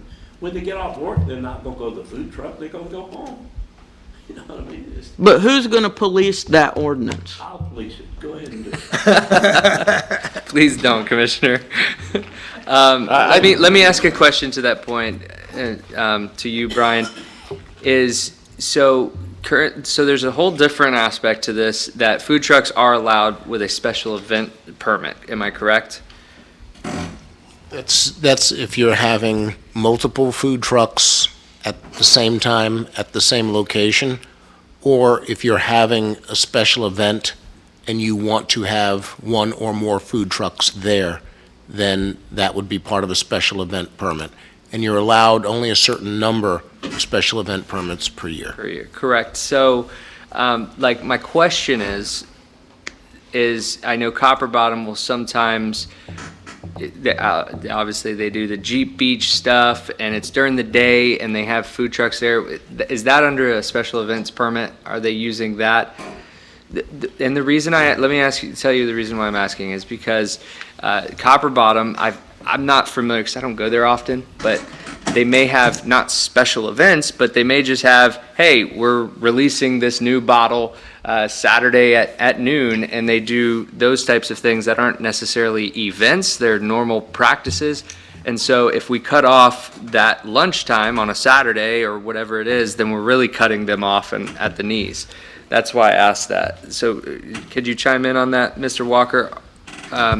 If there is, do they have to come in and get event permits for that purpose, if it's before a certain time? What do you mean if it's If before we a were certain to time? make what Commissioner Johnson is suggesting, Lunchtime's the only problem. but I think, Mr. Johnson, I agree with you, lunchtime is the problem, and I like your idea, maybe like 2 to 9, but I think it should be Monday to Friday. Because the workers are, I would imagine, the lunch crowd at most of our restaurants is greater Monday through Friday. And these food truck appearances are more likely gonna happen on Saturday and Sunday. Red Pig has a lot of stuff on Sunday. He has a coffee guy come in there, he has vegan food come in there. So he does a lot of stuff in the courtyard. The food truck pulls up, and you don't really see it because they unload all their stuff in the courtyard in there. So I know we're having some spirited discussion, and it's not personal towards anyone, and I hope we all understand that. Oh, absolutely. But I think out of this discussion, I'm getting some good feeling, 'cause Mr. Johnson doesn't talk much, but when he talks, you should listen to him. Because he listens real well. But I think protecting the brick and mortars that are open for lunch, you can't open Monday through Friday till after 2 o'clock, and you gotta close by 9.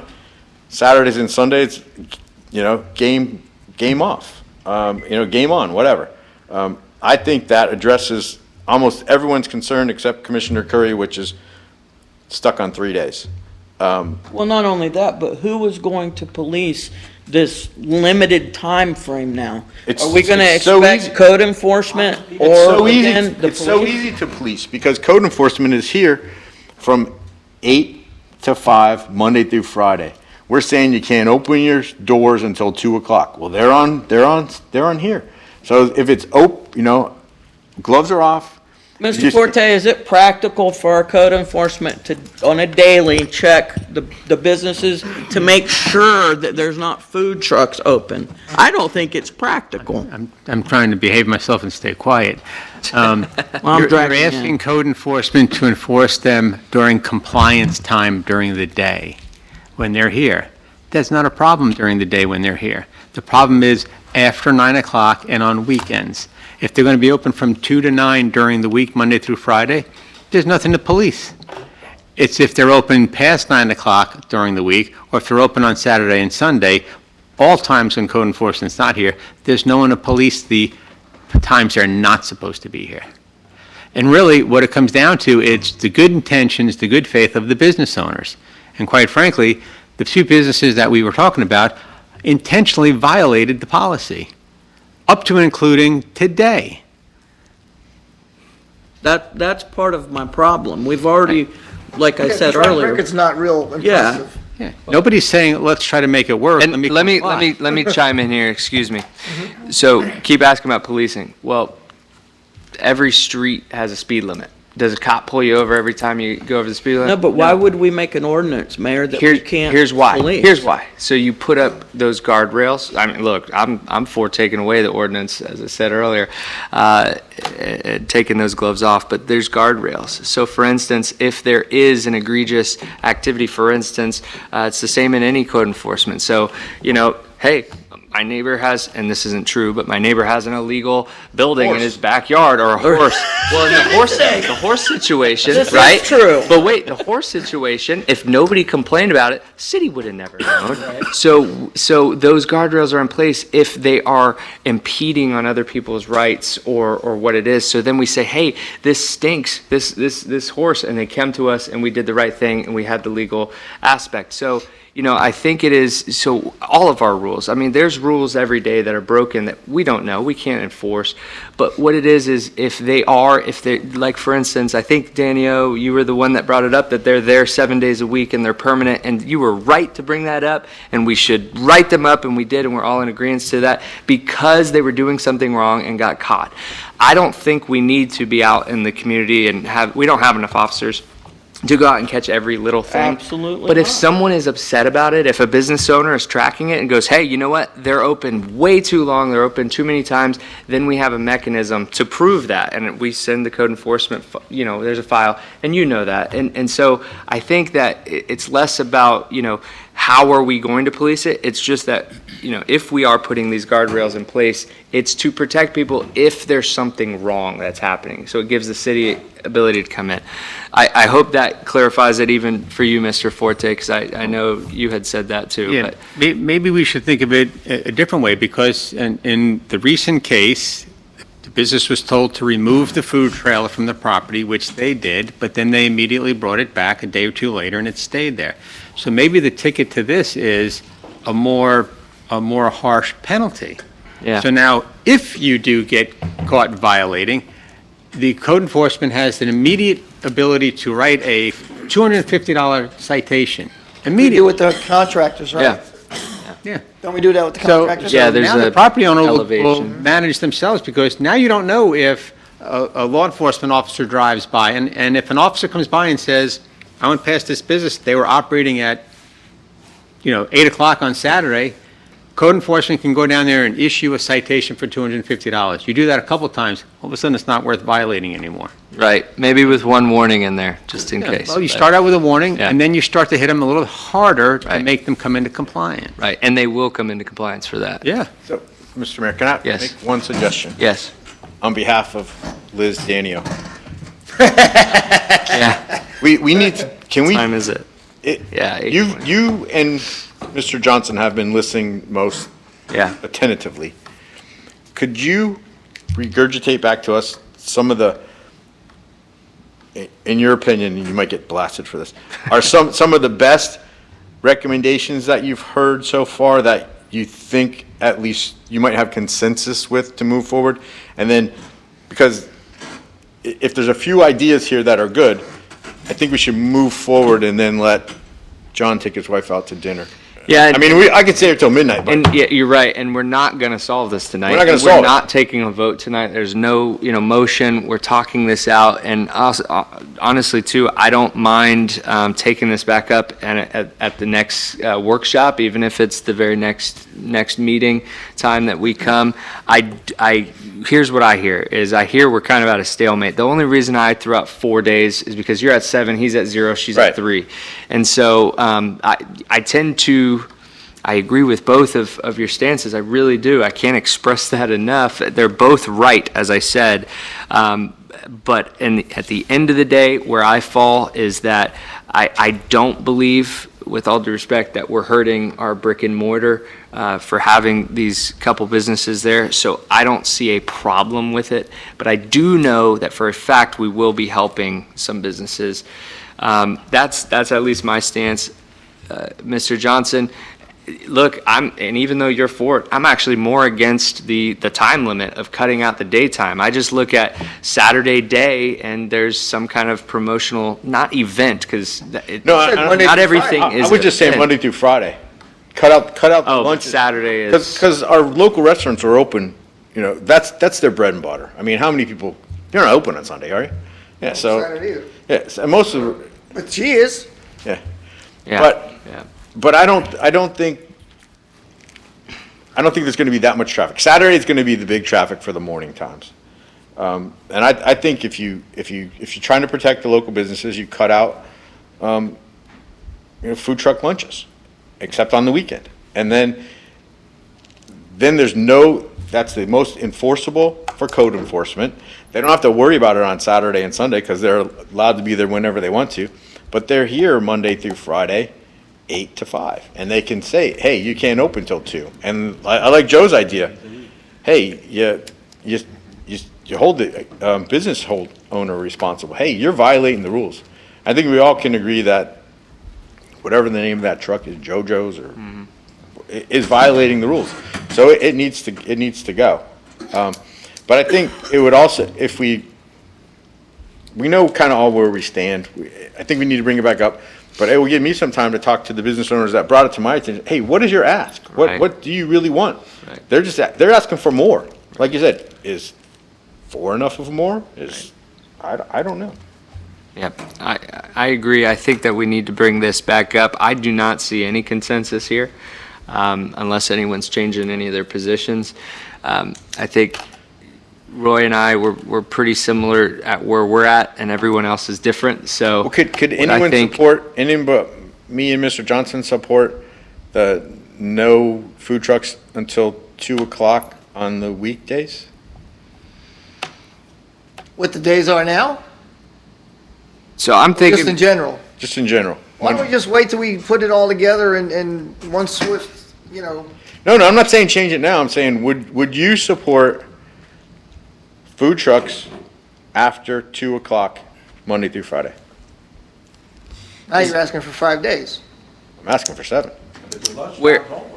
where are you talking? Are you talking I'm talking- only in this, I'm talking like, new anywhere. No, district I'm or talking the whole citywide? city, because it's not happening now. I mean, all that means is that the guy that's selling hot dogs at Chris's can't start selling hot dogs till after 2 o'clock. That protects your lunch for your brick and mortar people.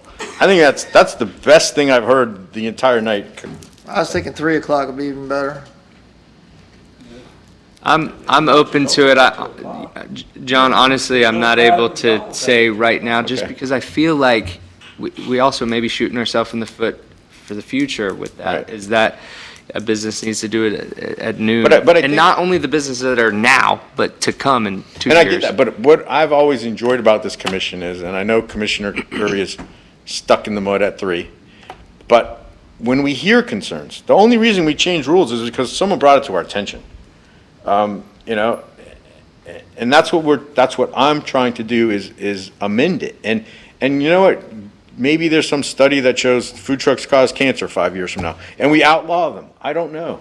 But we can't just be static and not move forward. If we were, we don't have to meet twice a month because we're not going to change anything. Just leave it the way it is. But as we change and as society changes and as people change, we got to move along. So Well, we have two ways to go. We can call another workshop on this, really hash it out, and then staff can come back with any changes that are proposed by three of us, or no changes if that's the will of this commission. Or from tonight, we ask that they draft up something with the time stipulation and then the days of week. The only thing with that is you know, it could get amended, you know, on the dais at a city commission meeting, which I'm okay with if we have a lengthy discussion, and I think it will be. And I think that we're going to get a lot of community people to come out on both sides of the issue, and we'll hear them out. So that I'll leave that up to the commission, whether we feel like we need to hash this out again in a workshop, or for the time being, what I could do is I can support what you just talked about, your proposal there. But I just have to say, for the record, I'm still going through this. I have to really. No, I think we all are, and I think it's helpful.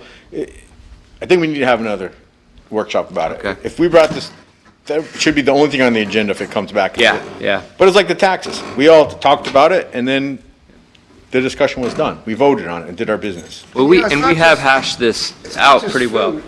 It's anything that's anything on wheels now, because No, they're coming. food truck. I'm just saying, if we're gonna put this together, we need to make sure that we're not locking in just the food trucks and then opening up for other types of, what if somebody gets creative and starts putting all kinds of things together? Now, are they restricted? They're not restricted? I mean, you know, it's like, because basically any business can be put into a mobile.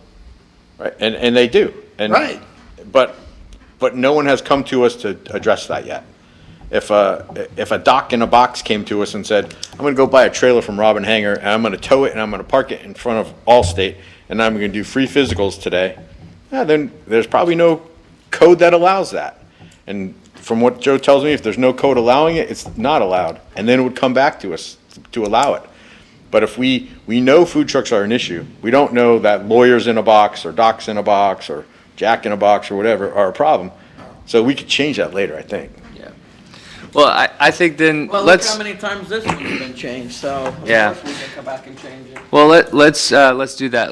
For the next meeting, do we have a workshop scheduled? Talk about the Fountainhead parcels 3 and 4 at the next workshop. Oh, that's gonna take too long. Jeez, yeah. I'm open to meeting before that. You're so positive. Staff would be here at 4 o'clock. I don't know if this commission would be available to meet Day it. is that? What day is it? 26th?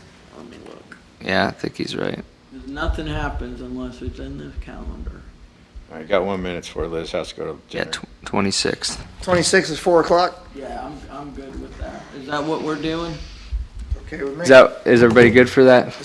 Are you okay Make it? for that? I don't have a clue. Oh, you don't know your schedule that? The management of what I gotta do with 26. Okay, because I want you here. 5 o'clock, right? Because you're going to need to be here because you're kind of like the last person. I plan on being here, but I don't know right now what I've got scheduled for that day. Okay, all right, get with Mr. Forte about your schedule, because we all five need to be here because we're divided, so we really need to figure out where we are. So, Yeah, there won't be a 2 or 2 votes. Put it as a placeholder. yeah, so let's do that, and all I would suggest is to Vice Mayor Penny to speak to those business owners to see exactly what they're wanting or I'm needing. gonna tell them to call you. Yeah, I could talk to him too, but, and then Commissioner Curry and Danio to be open-minded to maybe some compromises that we could look at to benefit all of us and get to where we want. And if not, that's okay too, because you're more than willing, or more than able to have your own opinion, and it's respected here. I appreciate the respectful dialogue. Is there anything further that this commission needs to speak about? All right, with that,